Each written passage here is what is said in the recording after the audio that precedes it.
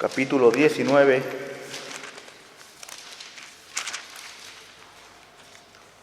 versículo 13 al 15. Dice la palabra del Señor: en cierta ocasión le presentaron a unos niños para que pusiera las manos sobre ellos y orara. Pero los discípulos lo reprendieron. Entonces Jesús dijo: dejad a los niños venir a mí y no se lo impidáis, porque de los niños es el reino de los cielos. Y habiendo puesto sobre ellos las manos, se fue de allí. Oremos. Señor Rey eterno, te damos gracias por tu palabra. Te damos gracias, Señor, porque tú nos hablas por medio de ella, Señor. Gracias, y prepara nuestros corazones, Señor, para que no solamente estemos oyendo con nuestros oídos físicos, sino que los oídos del alma puedan hacer, Señor, también oídos, Señor, de esta palabra, y pueda caer esta palabra, llenar nuestra alma, sellar nuestro corazón, Señor. Prepara los corazones de los que van a recibir esta palabra y ayúdame, Señor, a mí en esta tremenda responsabilidad de poder exponer fielmente aquello que tú quieres que ponga, Señor. Que sea tu palabra interpretándose a sí misma y hablando por sí sola, Señor. Quita de mí todo aquello que no sea de tu voluntad, Señor, para que yo pueda decir todo lo que tú quieras para la gloria de tu nombre, Señor. Te lo pedimos en el nombre de Cristo Jesús. Amén. Amén. Bueno, pues vamos a pasar a esta predicación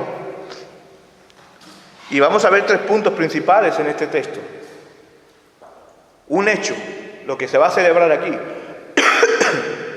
es un hecho mandado por Dios. Perdón. Segundo punto, no privemos de estos beneficios. Como padres, en este caso, os voy a robar un poco los nombres, Aarón y Laura, obedeciendo a la palabra de Dios, han decidido, en obediencia y pensando en la gracia que esto tiene,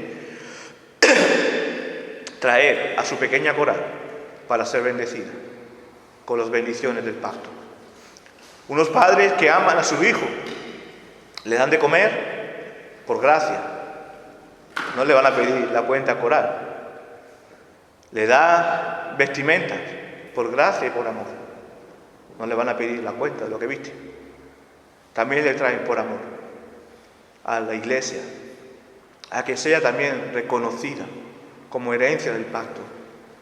El amor de unos padres refleja también, pero permitidme la comparación, pero muy lejana, el amor que nos tiene Dios como Padre hacia nosotros, que nos da todo, por gracia y por amor, sin pedirnos ninguna obra a cambio. La salvación es por gracia. Obviamente, esto nos transforma y nos hace obedecer la palabra de Dios. Lo que han hecho Aarón y Laura, traer a Corá en obediencia para ser sellada en el pacto de la gracia, del amor, en el bautismo. Veremos este segundo punto, no privemos de estos beneficios a nuestros hijos. Y el tercer punto que vamos a ver es aferrémonos a las promesas del pacto, que están aquí en la Biblia. Hemos leído la promesa, la confirmación. No es nada extraño. Y hoy estamos celebrando esto, un hecho importante para nuestra iglesia. El primer bautismo infantil, también protestante, en los Santos de Maimona. También es un hecho histórico de la localidad. Niños católicos romanos que tanto respetamos también, que pronto vamos a tener un día de oración con ellos. Se bautizan muy a menudo. Pero evangélicos, hace poco no había iglesia. Hoy la hay. Y la niña primera, Corá, será bautizada. Pero esto no es algo que viene, es nuevo. No es algo que estamos haciendo nuevo, ni que otros hacen nuevo. Es un pacto que viene desde los tiempos de Abraham, que Dios instituye hace 4.000 años. Que a su vez este pacto es confirmado en Cristo con el nuevo pacto. Y pasa a ser administrado desde el sello, que era la circuncisión en el antiguo pacto, en el Antiguo Testamento, a ser administrado con el sello del agua. Este es el pasaje central que hemos leído. Veremos un acontecimiento que se refleja hoy en muchos de nuestros hermanos evangélicos y que puede también a veces parecer nuestro corazón esto. A veces menospreciamos el rol de nuestros hijos, de los niños en la iglesia. Y les privamos de las bendiciones que Dios tiene, buscando sustitutorios, como simplemente una oración, una presentación, cuando siempre todo pacto está marcado con un sello. Cuando tú te casaste, o lo que estés casado aquí, tú dices, yo amo a mi esposa, pero hay un sello, hay una marca, que es la alianza, este anillo. A veces se pierden, pero se puede volver a hacer. Ese anillo, cuando hay un pacto sellado, en este caso es el agua. Hoy es un día de dar gracias a Dios, porque nuestros hermanos que vienen a bautizar a su bebé, vienen obedeciendo a este mandato, y esto es dar gloria a Dios. Este pacto perpetuo que Dios ha hecho para la iglesia. ¿Cuántas veces hemos leído en Abraham ahora, en Génesis, cuando Dios dice, esto es un pacto perpetuo para ti y los que van detrás de ti? Pero ahora nos preguntamos, ¿por qué es necesario bautizar a nuestros hijos? ¿Es el bautismo bíblico, como entendemos, igual que en otras tradiciones? ¿El bautismo imparte salvación? ¿Qué significado tiene el hecho que vamos a celebrar hoy? ¿Qué representa esto en la vida de Coral? Para esto debemos conocer el contexto y ver qué hechos bíblicos nos dice de esta bendición de nuestros hijos, de la familia. Es un hecho bíblico y de bendición para nuestros hijos.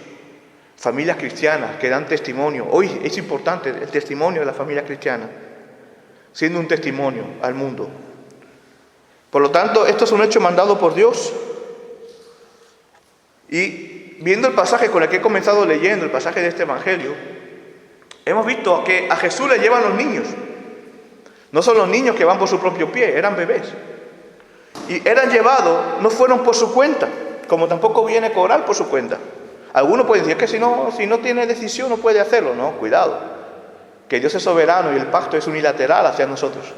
Cuando nosotros decidimos también venir como primera generación a la iglesia, vinimos porque Dios puso en nosotros esa gracia, ese amor. Estábamos muertos en nuestros delitos y pecados. No decidimos nosotros, es Dios quien toca nuestro corazón, quien regenera nuestra vida, nos trae. También entendemos en vista de este pasaje que los padres lo traían a los niños, no buscando una bendición supersticiosa, sino entendiendo y discerniendo realmente quién es Cristo y qué significa estar bajo la bendición de Cristo. Y esta era la fe de los padres. Vemos también el caso de los discípulos. Como muchos hermanos, ¿qué hacen los discípulos? Querían reprender a los niños. No, esto no es cosa de niños. A mí me duele esa frase. ¿Cómo que Dios no es cosa de niños? ¿Cómo que la iglesia no es cosa de niños? Y los discípulos menospreciaron, reprendieron. Los discípulos, como muchos, y tengo que decirlo, como muchos de nuestros hermanos evangélicos, que no piensan en bautizar a sus hijos porque no lo ven por varios motivos, que sea bíblico, cuestiones que no entiendo, minusvaloramos el rol y la bendición hacia nuestros niños. Hablo hacia nuestros niños, y esto lo vamos a ver ahora. Por el hecho de no discernir en el momento, tratando de impedirlo, como diciendo, esto no es cosa de niño. ¿Pero qué hace Jesús? Jesús dice, no, los discípulos tienen razón, los niños no pueden venir a mí.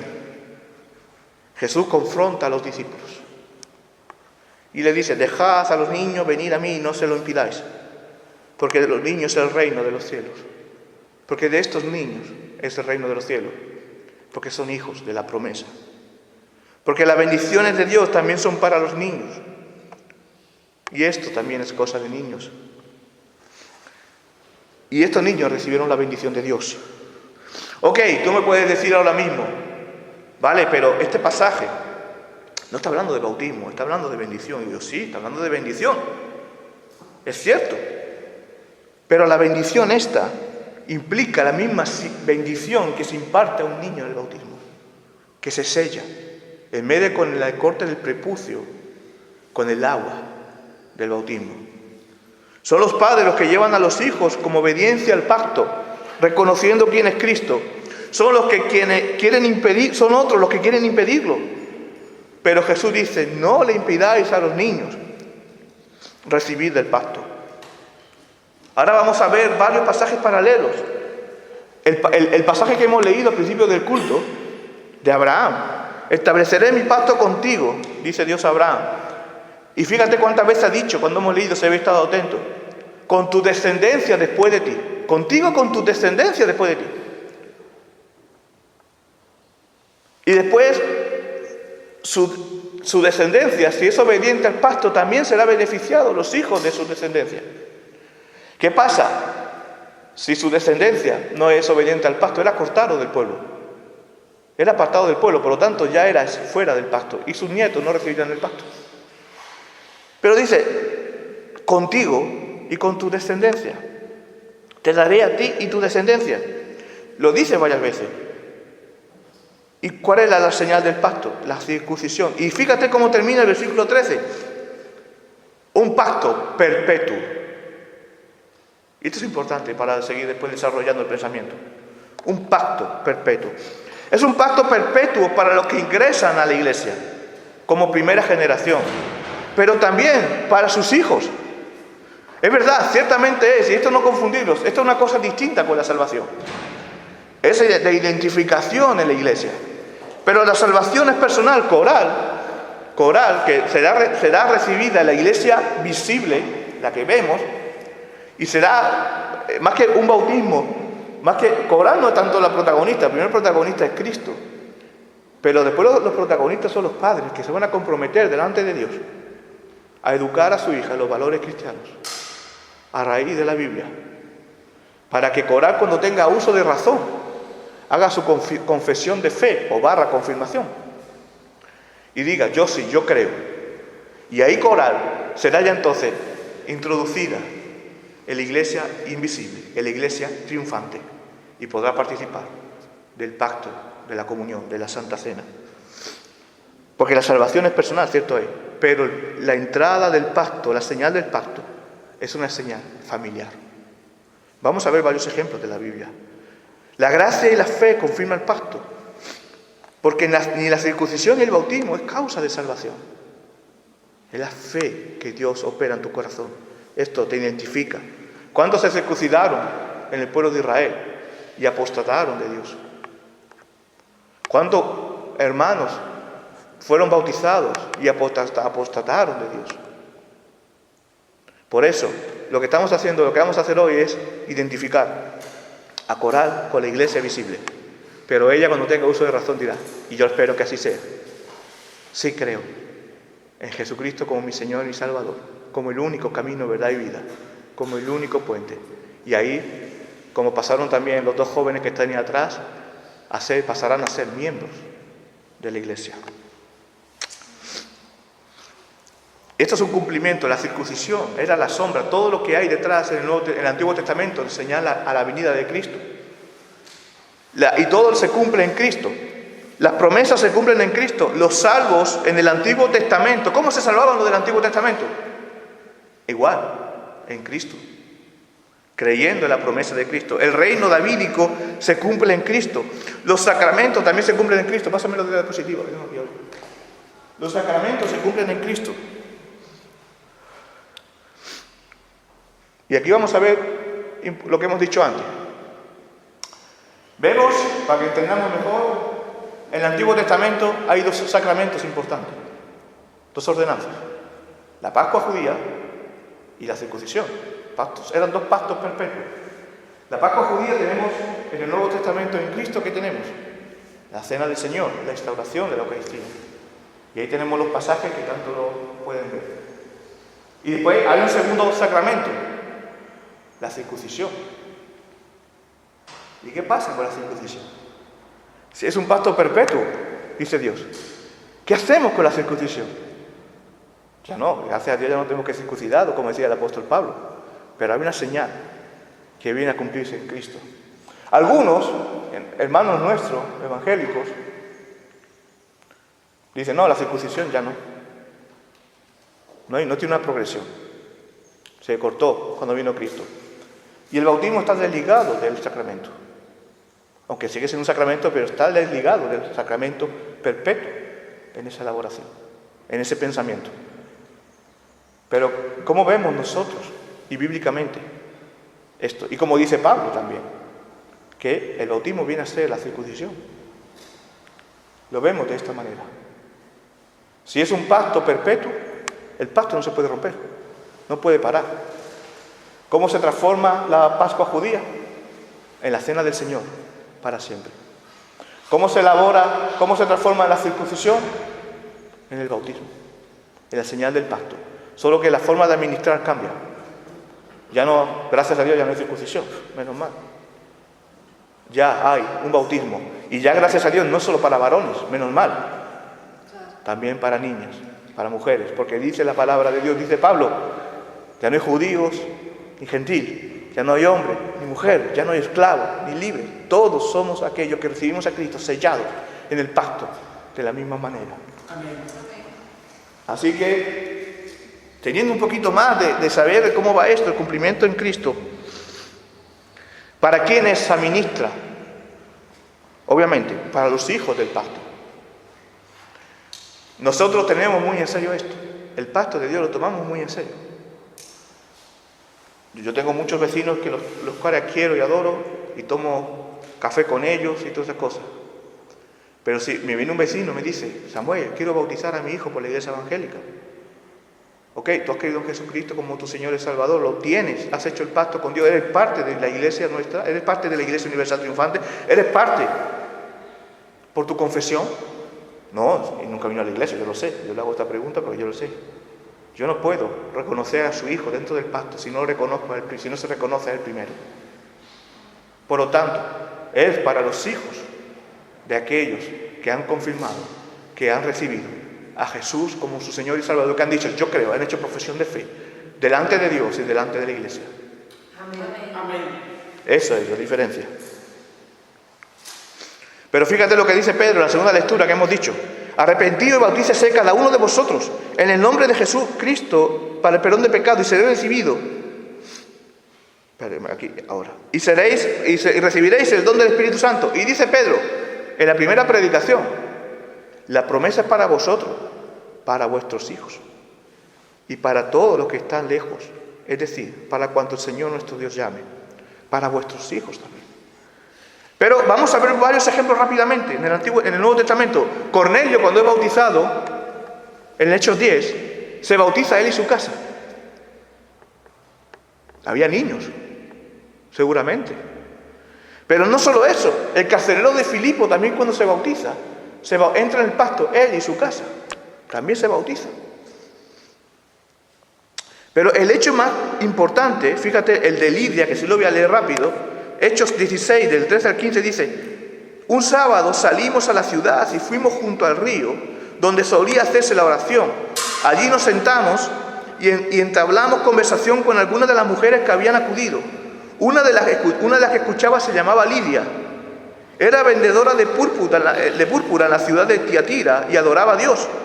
Y el Señor tocó su corazón para que aceptara lo que Pablo explicara, o sea, el Evangelio. Cuando ella y toda su casa fueron bautizados, nos hicieron esta invitación. ¿Quién toca a Dios? ¿Quién tocó el corazón? ¿Tocó el corazón de toda su casa? En ese momento no.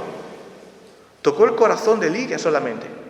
Y Lidia, al recibir, tendría hijos pequeños, fue bautizada, ella y su casa. Por eso no privemos a nuestros hijos de los beneficios de este bautismo. Los hijos de los padres creyentes pertenecen también a la iglesia visible. Son hijos y herederos de la promesa. Y con la mirada en la fe de los padres que lo trajeron y los presentan como sacrificio vivo delante de Dios, son administrados en el bautismo, son bendecidos y van a crecer esperando el día en el que ellos hagan la confesión de fe. Por tanto, Jesucristo, cuando en el pasaje principal que hemos leído, toma mal cuando los discípulos quieren privar de esa bendición a los niños. Por eso, no seamos como los discípulos en este caso. No privemos a nuestros hijos de las bendiciones que Dios tiene previstas. Y yo doy gloria a Dios, me gozo tremendamente por la sensibilidad a la voz de Dios, de Aarón y Laura. A veces privamos de esto, no por mala acción, sino por ignorancia. Digo, no me han enseñado esto, no, pero la palabra está esto. Esto se ha estado haciendo desde el comienzo de la Iglesia hasta el siglo XVII, que crecieron los movimientos anabatistas.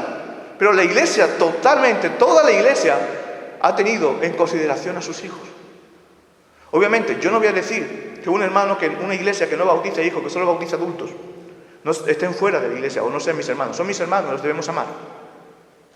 Pero yo como pastor y nuestra iglesia, ligado a la tradición y sobre todo ligado a la palabra de Dios, a las escrituras y al pacto de Dios, tenemos la responsabilidad de cumplir aquello que Dios ordena en su palabra. Por lo tanto, no seamos como los discípulos. Y vamos a ver algunas de las oposiciones que podemos encontrarnos. Nos pueden decir, no creemos en el bautismo infantil, pues no es bíblico, pero sí creemos en una presentación. Permitidme que os diga, la presentación que se hace en muchas iglesias evangélicas es un sustitutorio humano de la acción del bautismo.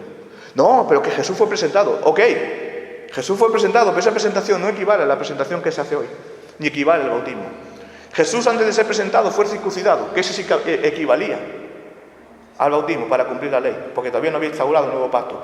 Lo que fue presentado Jesús en el templo fue como lo pudo haber sido, porque era el primogénito, el que abría matriz. Y eso lo hacían también con las vacas, con los burros, con todos los primicias. No era una presentación como lo que se hace hoy. Algunos dicen, Jesús, pero que Jesús fue bautizado de adulto. Ok, fue bautizado de adulto. Pero ese bautismo es diferente al bautismo del pacto que nosotros cumplimos. Porque el bautismo de Jesús, ¿cuál es el objetivo del bautismo? Identificar con el pueblo de Dios. Lo que hace Jesucristo en ese bautismo no es identificarse como pueblo de Dios porque Él ya es Dios. Lo que hace identificarse como el Rey del reino. Y era anticipar, no era tanto un sacramento en ese momento, era anticipar lo que iba a hacer con su vida, derramarse por nosotros.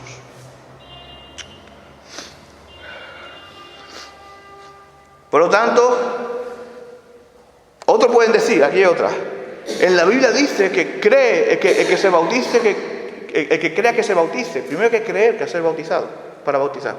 Claro, lo dice. Pero tenemos que entender eso, que era el mensaje apostólico para personas de primera generación que nunca habían creído. No, sus padres no habían creído. Yo he llegado de adulto y yo sí, me bauticé de adulto. Por lo tanto, sí, debes creer. Pero en el momento que creía era bautizado él y sus hijos. Cuando una familia viene a la iglesia y cree, son bautizados. En el momento que se bautizan, son bautizados ellos y los hijos, como hacían en la casa de Cornelio, en la casa del carcelero de Filipo, en la casa de Lidia. Por lo tanto, el bautismo es para niños y niñas, pues ya no hay hombre, mujer, ni judío ni griego. El bautismo es para ellos. Entonces, ¿hay algo que prohíba el bautismo de nuestros hijos en la Biblia? ¿Hay alguna enseñanza que lo prohíba? No. ¿Hay pruebas que lo pueden sostener? Si tenemos la teología pastoral presente, tenemos el ejercicio del bautismo que se bautizaba en las casas. Hay mucho para decir. Si tenemos los textos históricos, no solo, bueno, aunque no son la Biblia, obviamente, pero son testimonios, como la Didaché, como el otro día enseñaba en el discipulado, y a Sandra lo he visto también, una imagen del siglo III de un bautismo de un niño. Por eso es la entrada de la herencia del pacto. Aferrémonos a las promesas del pacto. Son para nuestra casa. Las promesas para vosotros y para vuestros hijos, como dijo Pedro. Como dijo también, como dice el predicador, cree en el Señor Jesucristo. En Hechos 16:31, crees en el Señor Jesucristo, serás salvo tú y tu casa. Y es también, hermanos, un testimonio para el mundo. En el mundo, la institución familiar está cada vez más en crisis. Es un testimonio para el mundo ver familia constituida dentro del pacto. Hijos que serán criados en la enseñanza de las Escrituras. Esta enseñanza será tomada en serio por los padres. Hoy van a hacer aquí los padres un juramento delante de Dios. Y yo creo que tomarán más en serio. No digo que no lo fueran a tomar, pero tomarán más en serio cuando se haga esto. De criar a Corán con los principios cristianos. ¿Desagrada a Dios esto que vamos a celebrar? Para nada, de ningún modo. Desagrada más bien a algunos hombres y sobre todo a Satanás, que ya fue vencido en la cruz. El Señor llama también a los pequeños, hijos de creyente, a ser parte de su iglesia. Aprendamos, hermanos, de estos versículos, que el Señor Jesús tiene un amoroso interés por nuestros pequeños, por las almas de los niños pequeños. Es probable que Satanás las odie con locura, pero no seamos como el padre de la mentira, sino como el Hijo de Dios, que dice: dejar que los niños se acerquen a mí, porque de ellos es el reino de los cielos. Aunque son jóvenes, aunque no, mira, Corán mejor no se va a enterar de nada, mejor lo pasa un poquito más con el agua, no lo sé. Pero qué lindo será cuando digan sus padres: Corán, desde pequeña fuiste traída a los brazos de Dios, fuiste recibida en su regazo y fuiste amada. Y desde ese momento Dios no te ha dejado nunca. Yo no voy a privar a los niños de la iglesia, ni los padres deben hacerlo, de estas tremendas bendiciones. Porque necesitamos que la luz brille y que comience a brillar desde bien pequeño, desde bien pronto. Este amor que Dios tiene por su iglesia, el amor del Señor, el Señor te ama. Y el Señor ama también a los pequeños. Que Dios bendiga su palabra. Amén.